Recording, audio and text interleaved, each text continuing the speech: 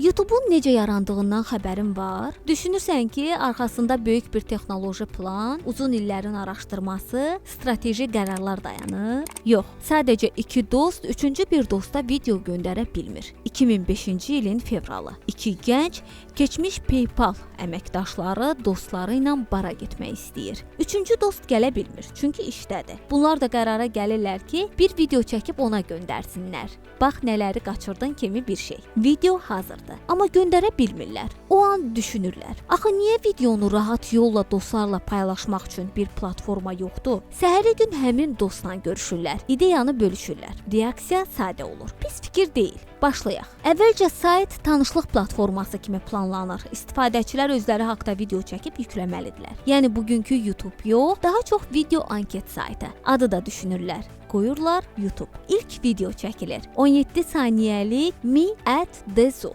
olur. 5 gün keçir. Qeydiyyatdan keçən yoxdur. Yəni nə tanışlıq var, nə maraq. Vəziyyət biraz susqun. Onda fikirləşirlər. Gəlin bu ideyanı boş verək. Sadəcə kim nə istəsə videosunu yükləsin. Platformanı açıq video paylaşım saytına çevirirlər. Bir ay keçir. 30 min istifadəçi. Saytın adı yayılır. Videolar paylaşılır. Az sonra investorlar maraqlanır. 3,5 milyon dollar yatırılır. YouTube sürətlə böyüməyə başlayır. 2006-cı ilin əvvəlində cəmi bir il keçməmiş aylıq 25 milyon ziyarətçi. Google bu gedişatı görür, özlərinin Google video layihəsi uğur qazanmır və qərar verirlər ki, ən yaxşısı platformanı alaq. 2006-cı ilin sonunda YouTube Google-a 1,65 milyard dollara satılır. İki qurucu layihədən ayrılır. Biri 2010-a qədər işləyir. Qalanını isə artıq siz də bilirsiniz. YouTube dünyanın ən böyük video platformasına çevrilir.